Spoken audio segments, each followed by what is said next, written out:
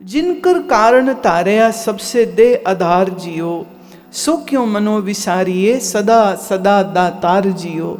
जिसने हमको धारण करके रखा है, हम उससे अलग कैसे हो सकते हैं, हम उसको कैसे भूल सकते हैं। नानक नाम न विसरे नितारा आधार जियो। जिसका कोई आश्रय नहीं, ने आधार, प्रभु उसका भी आधार होता है। अब सोचो, ये बात तुम्हारे मन में बैठ जाए कि निराश्रय का आश्रय परमात्मा होता है। तो जीवन में कभी ऐसा लगे हम अकेले हैं, हम बीमार हैं, हम तकलीफ में हैं, हमारी कोई मदद करने वाला नहीं, तो बैठ के रोना मत। इस पंक्ति को याद कर लेना, नितारा आधार जियो। निराश्रय का आश्रय ईश्वर होता है। संसार सारा तुमको छोड़ दे, तुम्हारा अपना परिवार तुमसे नाराज होके अलग होके बैठ जाए, तो भी क्या फर्क पड़ता है। जब तक मेरा प्रभु मेरे साथ है, जब तक मेरा ईश्वर मेरे साथ है, हम कभी अकेले, कभी शक्तिहीन, कभी बेबस हो नहीं सकते। रंगे का क्या रंगिए जो रंगा जा चुका है। एक छोटी सी बात कह के फिर शब्द गायन करूंगी। एक हमारे घर में संत आते थे, ग्रस्त थे, हम लोगों ने महाराज जी बुलाते थे। महाराज जी को एक बार पूछा गया, महाराज जी नारंगी बहुत अच्छी आई है, आपके लिए ले आए, खाएंगे आप? वो कहते उसको क्या खाना जो रंगी ही नहीं गई। नारंगी जो रंगी ही नहीं गई उसको क्या खाना। हमको खिलाना ही है तो संतरा खिलाओ। संग तरा, संग एसोसिएटेड तरा। The one who got salvation, the one who got moksha by being associated with some ज्ञानी गुरु, संतरा। तो उसका अर्थ उन्होंने किया संग तरा। वो जिसके संग लग के तर गया है, बोले हम संतरा खा सकते हैं, हम नारंगी नहीं खाएंगे। मैं बच्ची थी, छोटी थी, पर इतनी बात मुझे तब भी समझ आ गई कि ये कितना सुंदर इन्होंने बोल दिया। बोले हम नारंगी जो रंगे नहीं जाते हैं ना, हम उनके साथ कोई रिश्ता नहीं रखते हैं, तो नारंगी नहीं संतरा खिलाओ। बड़े प्यारे प्यारे अर्थ। संत लोगों के पास एक बड़ी विशेषता होती है कि वो शब्द का ज्ञान बड़ा गहरा रखते हैं और हर शब्द को उसकी गहराई में समझते हैं और उस अर्थ का एक आध्यात्मिक कलर जो वो लेके आते हैं, उसका तो कोई मुकाबला ही नहीं है। तो चलिए अब शब्द को श्रवण करें।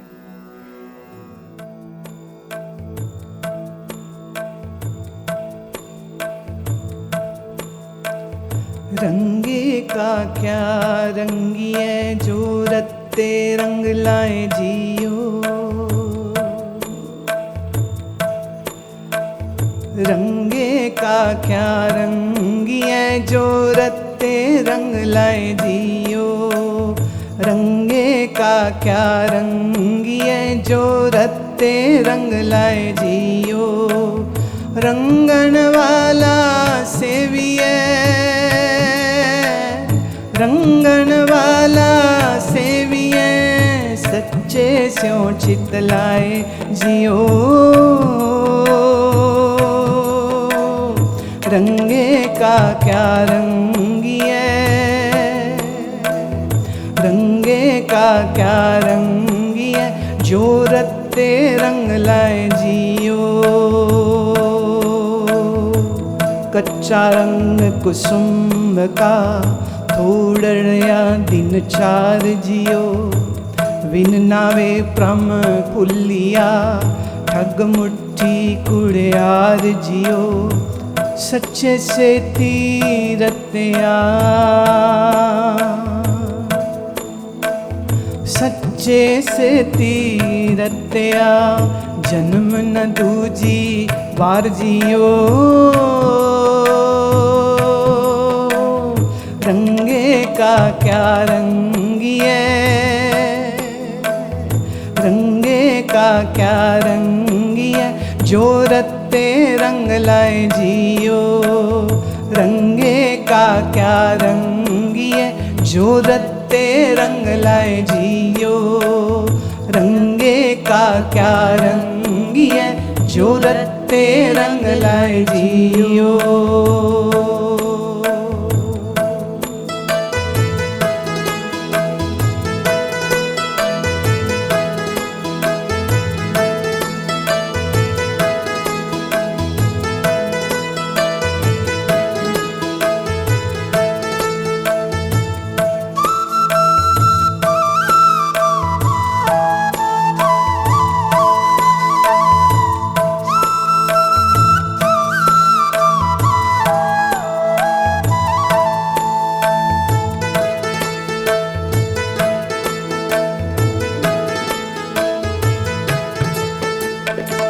चारे कुंडा जे पवे बिन पाका तन नाय जियो।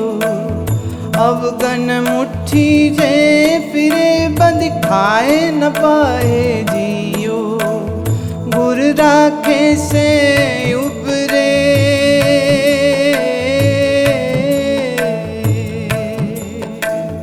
गुर राखे से उबरे शब्द रते मन माहे जियो।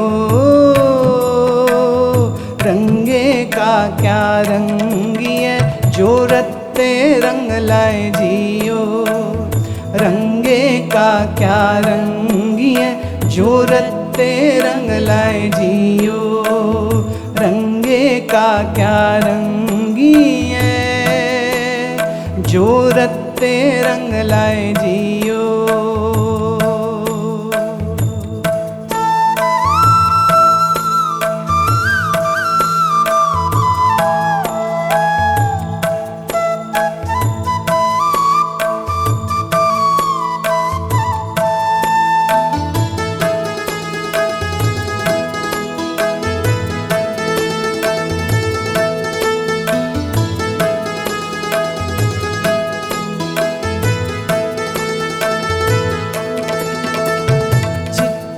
जिनके कपड़े मैले चित कठोर जियो। तिन मुख नाम न उपजे दूजे व्यापे छोर जियो। मूल न बुझे अपना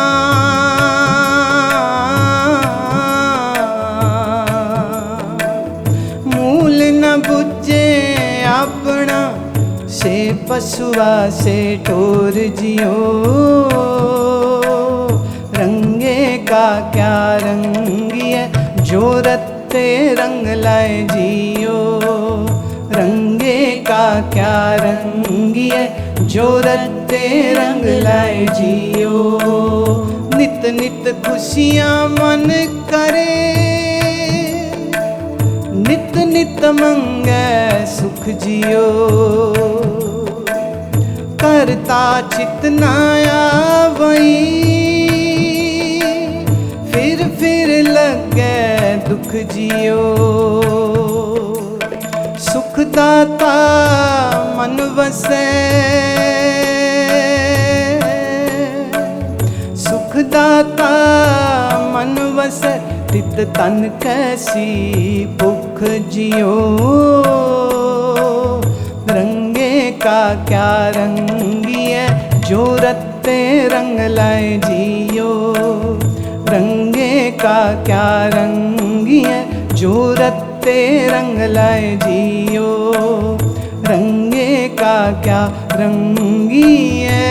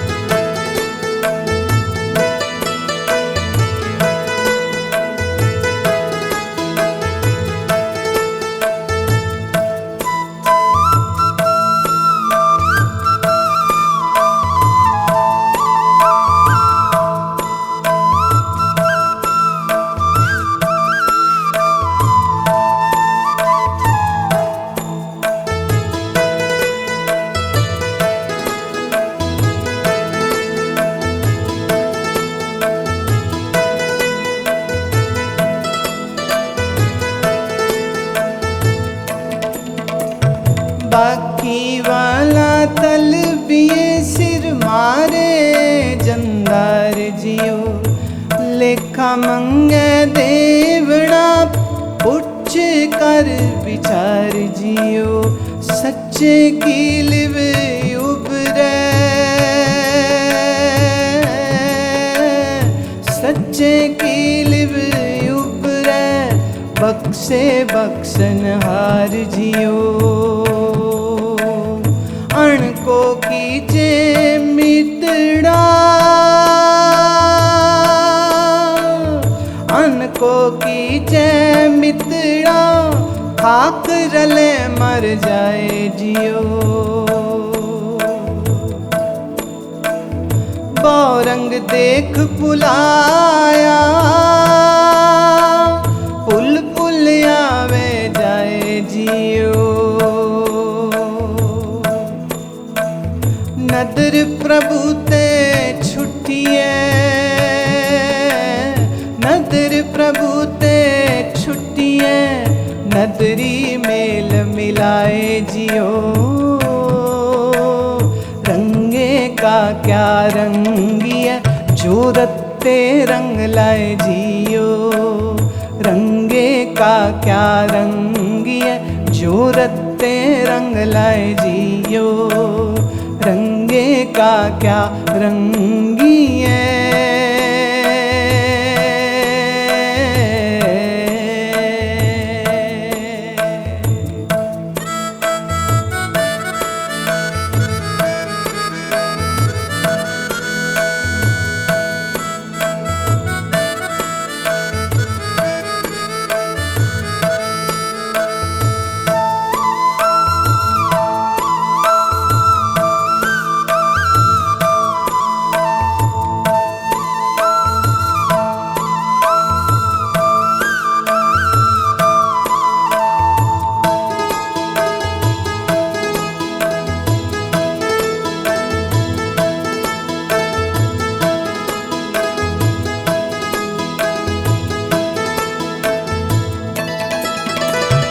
गाफल ज्ञान विहूणिया गुर बिन ज्ञान न पाल जियो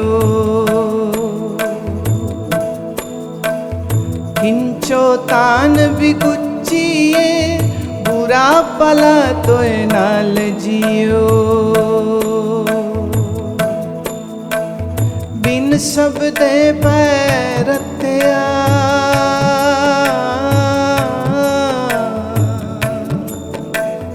बिन शब्दे पैरत्या सब जो ही जमकाल जियो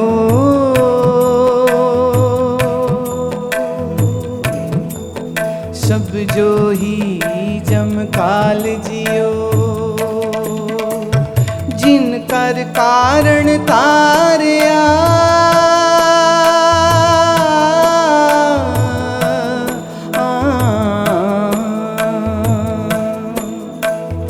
जिनकर कारण तारया सबसे दे आधार जियो सो क्यों मनो बिसारिए सदा सदा दातार जियो नानक नाम ना विसरे नानक नाम ना विसरे नीतारा आधार जियो रंगे का क्या रंगिया जो रत्ते रंग लाए जियो रंगे का क्या रंगिया जो रत्ते रंग लाए जियो रंगन वाला सेविए रंगन वाला सेविए सच्चे स्यों चितलाए जियो रंगे का क्या रंगिया जो रत्ते रंग लाए जियो रंगे का क्या रंगिया जो रत्ते रंग लाए जियो जो रत्ते रंग लाए जियो क्या रंगिया, जो रत्ते रंग लाए जियो। रंगे का क्या रंगिया, जो रत्ते रंग लाए जियो। रंगे का क्या रंगिया, जो रत्ते रंग लाए जियो।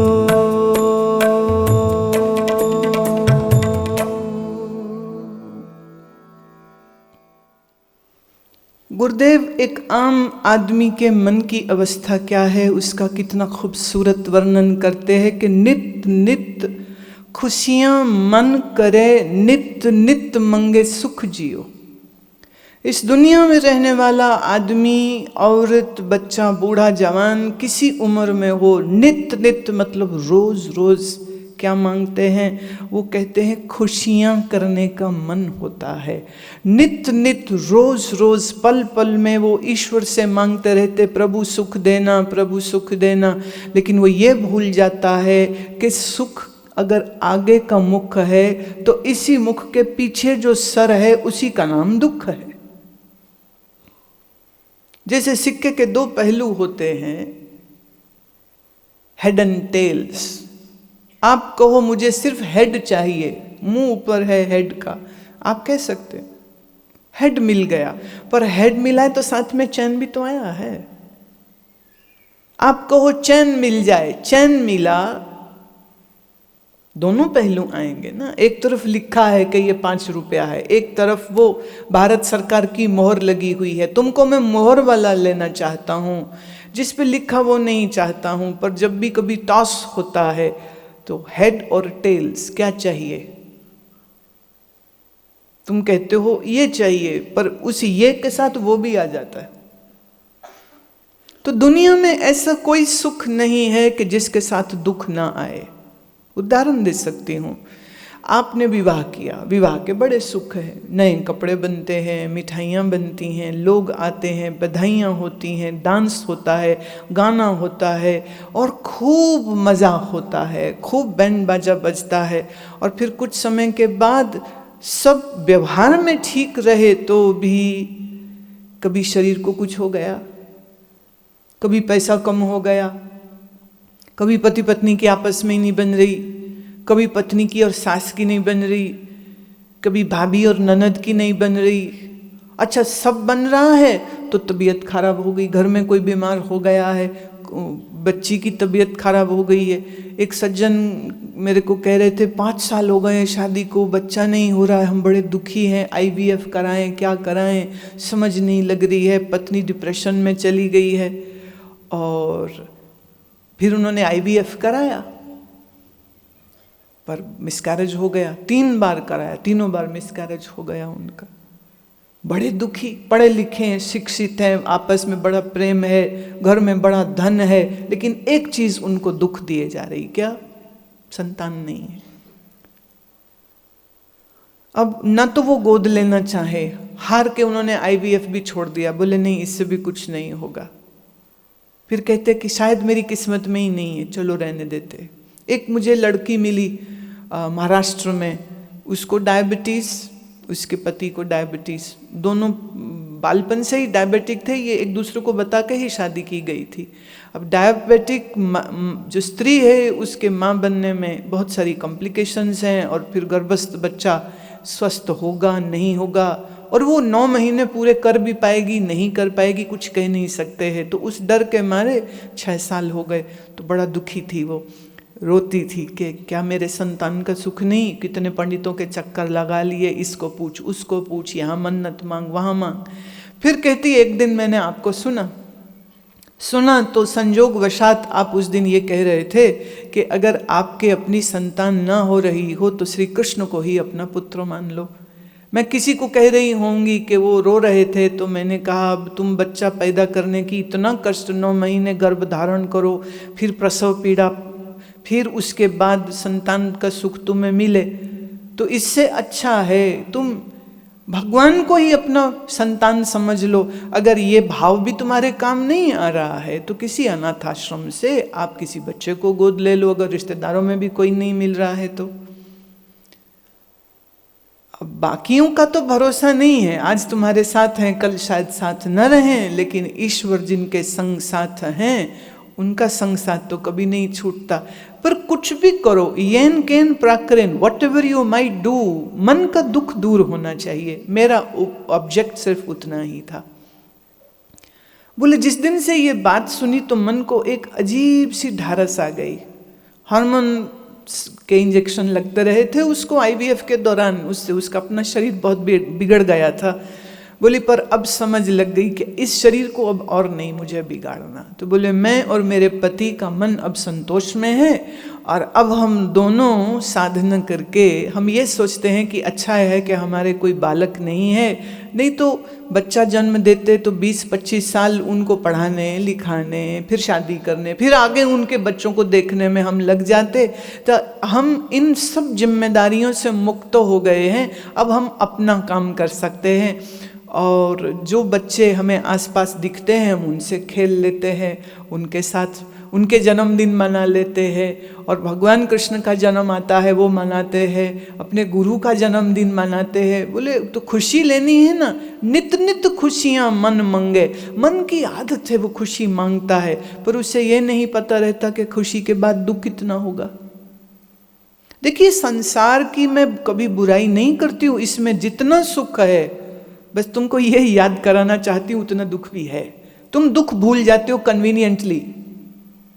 जैसे फिल्म की, हर नॉवल की, हर स्टोरी की लास्ट स्टेटमेंट होती है कि then they lived happily ever after.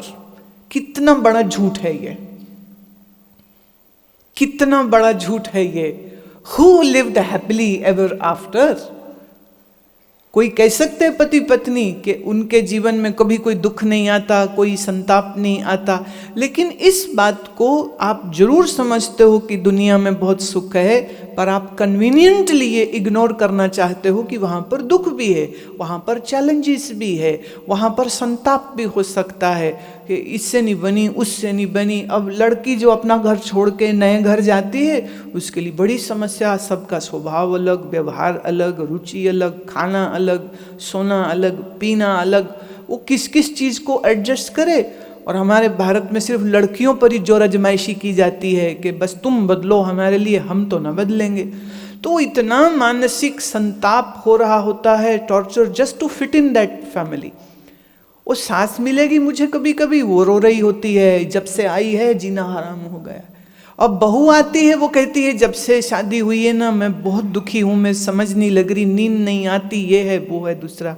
अब सास अपने आप में भी बहुत अच्छी है और बहू मैंने देखा वो भी अपने आप में बहुत अच्छी है, पर समझ नहीं लगती। दो अच्छे मिलकर, अच्छाई 4 गुणे होनी चाहिए थी, पर 2 अच्छे मिलकर ये बुराई, ये दुख, ये लड़ाई बीच में कहाँ से आ जाती, मुझे ये आज तक कभी समझ नहीं लगी। Mathematics says 2 + 2 is 4, right? 2 + 2 is never 0.